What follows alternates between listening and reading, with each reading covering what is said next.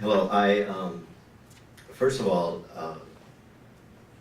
the reason that we are here is not just for this one issue. The reason we're here is to try and promote engagement with North Korea, and one of the ways, between our countries, and one of the ways that this can be done is through, as this panel represents, it's through different smaller issues, not smaller of course, but in the grand scheme of things, that can be conduit, can be ways in, and can be used if our government would like to use them.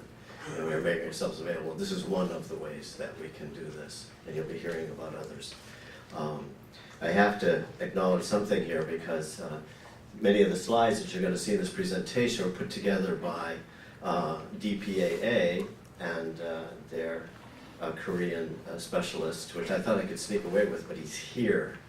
And I stand in the back, and so if you hear eyes rolling and sighs back there, Dan Boffman is in the back, and I have learned much of what I know about this issue from his presentations. So hopefully he'll be gracious if I don't go do it as well as he did. The issue of remains is just, there's many issues involving Korean War servicemen still missing from that conflict. The value, there's many aspects to it. There's the national promise of leave no man behind until they're home and all of that. And there's the personal aspect. There are thousands of family members who have been living their entire lives with the uncertainty of someone very important in their life, just not knowing what happened to them. And not having them here, not getting that closure, and spending a lifetime that way is just something you have to deal with. And you have to find a place, and I kind of refer to it as the wound that never heals. It's there, it's there, and you go on with life. But every once in a while, like when Ann was talking, something clicks in and it all just comes up. So there's a lot of resolution that can be done here. A lot of it is in our government's hands. North Korea, is as reliable as they can be, has made overtures, and one of the things we're trying to do is to get our government to acknowledge those overtures and come through and at least challenge the North Koreans to say, if you say you're going to do this, let's see if you do it. And in one issue like this, we are not doing that, and for political reasons. So the idea is to unplug that humanitarian aspect, which was there for a while, and then and let that work on its own, and then let the political things take care of themselves. And who knows what could happen with the political side if we just traveled that humanitarian route. And that's the hope, is that we can travel some of these humanitarian routes into the relationships that perhaps they will lead over into the political side, and who knows what we could accomplish there. So anyway, all right, here we go. My family organization, we are family members of men missing in action from the Korean and Cold Wars. And there are nearly 8,000 men still missing in action from the Korean War. We have been identifying, by the government and the families and the veterans organizations and everybody who's been pushing this has been doing quite a few. The identifications have been rising. We're down below 8,000 now. 5,000 of those men are still in North Korea, waiting in the battlefields that are now agricultural fields, former POW camps, and you have air losses scattered all over North Korea. And so this is kind of just a little background on that. And I bought this years ago and I've never been able to use it. Let's hope. So this is, believe it or not, that's Korea. I'm sure no one has seen that. This, there were different phases of the Korean War, as everyone knows. When I had the good fortune through this conference last year of traveling to Pyongyang to negotiate, along with former Governor Bill Richardson's Center for Global Engagement, and we got into North Korea and sat down with the Vice Foreign Minister Han to negotiate about some remains that they have collected over the years from agricultural and construction projects and all of that. And I forget where I was going with that. All right, so I'll step back. During the war, there were different phases, and at one point, our troops that were captured were marched north towards when North Korea and China, in China when they came all the way down. And were marched up, so the idea of remains is not just like remains, they are scattered, there are different collections. So up here on this, I might use this thing.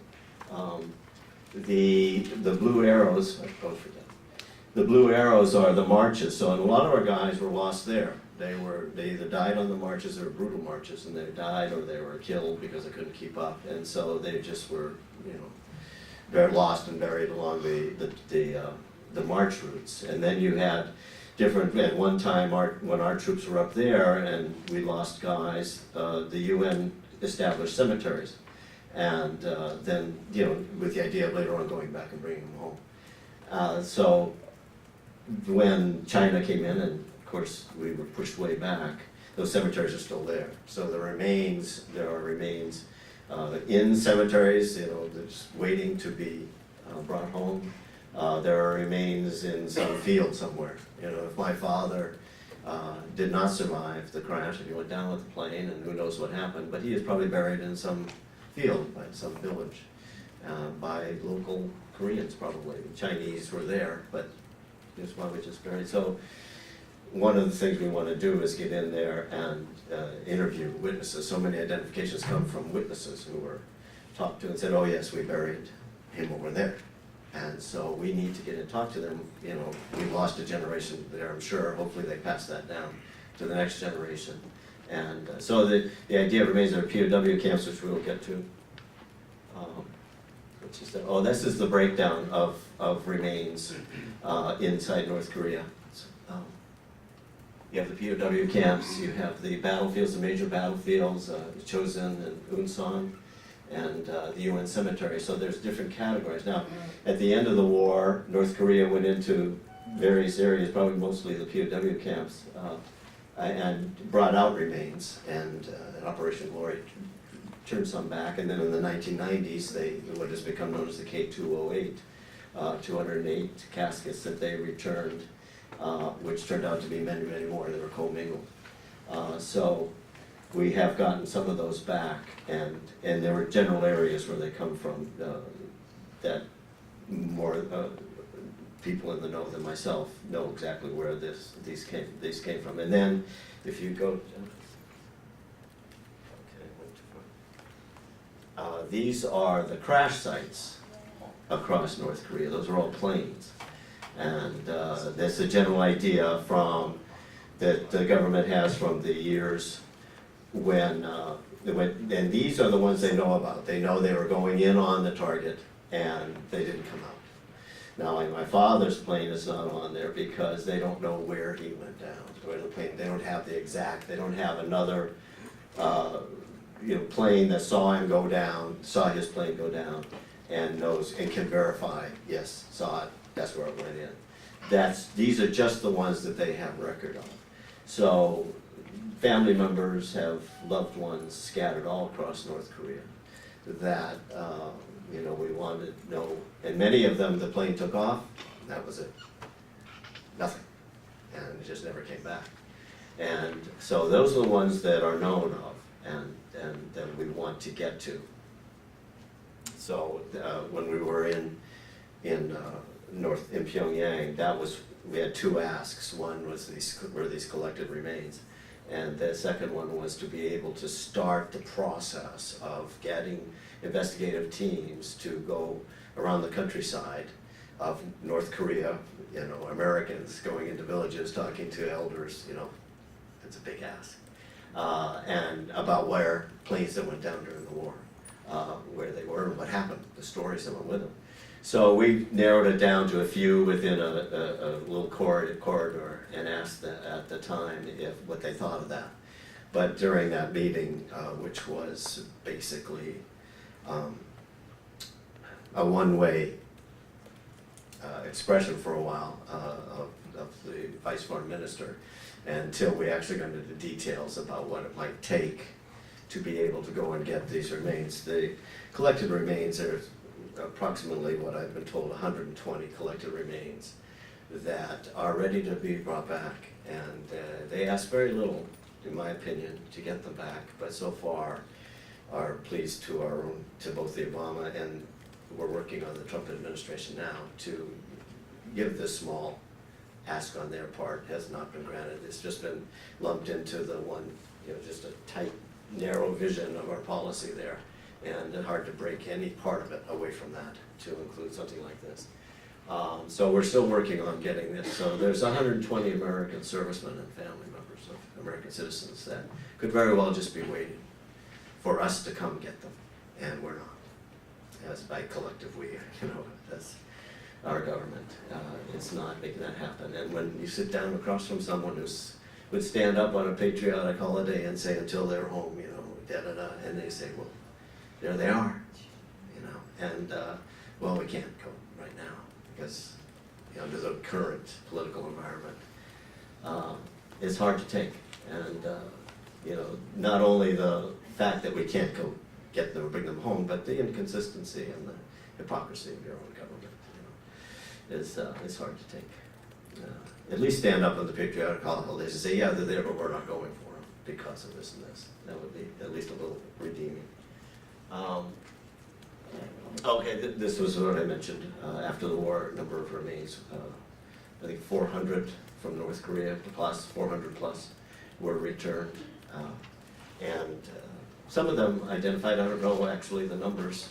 I'm tempted to ask Dan, but I'm not going to. Of those that were identified, a number were not identified and later were interred in the punch bowl. 1,000 remains, probably a little less than that now, of American soldiers from the Korean War are on our own soil, waiting to be identified. That's separate from this issue. But that is a blank screen.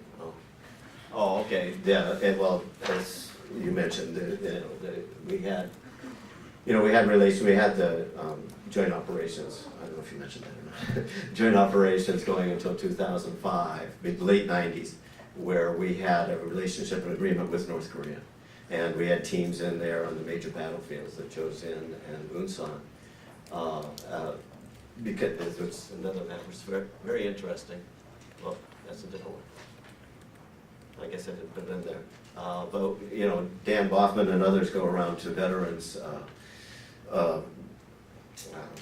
gatherings, and ask them about it. So they have diagrams where guys who were in battles, their units, where the units were, and they diagrammed where they were in the battlefield. And then the joint recovery teams would go in there, and they know the units and the areas according to the witnesses, and they would be able to start looking for remains, which are not, at that time, they're cornfields or rice paddies, So they would, and the North Koreans were supporting, the activity, and they were being paid. I heard later on, and a lot of people say, well, that's not good because it's going to the nuclear program, it's going to the weapons program. And someone told me they was talking to a military person involved with that, and he said the amount of money they were getting for that kind of support wouldn't buy a good tank. So we'll see. I don't know how much that is. But those operations this was when they were lumped in with the political side. The teams were pulled out, ostensibly, I think, this is my cynicism in place, for the security of the teams. I don't believe, that's to be found out whether they were ever in any danger or would be. They weren't felt at the time, from what I understand. But it was a sanction of some kind, in my opinion. They were the money and the prestige, the military contact that North Korea craves, or did at one time anyway, with us. It was very important to them. So in a sense, this was something that our government felt was a value to them, and they weren't doing what we wanted in one area, so we took what they liked from another area. And unfortunately, that hurt many people beyond the North Koreans.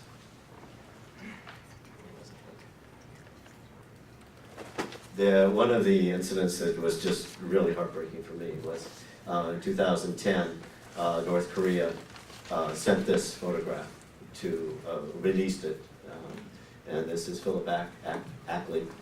He's from New Hampshire, which is where I'm from. And they said, okay, we've got this, we've got the remains, come get them. And no, not until you do this and you do that. You look after them for us, please.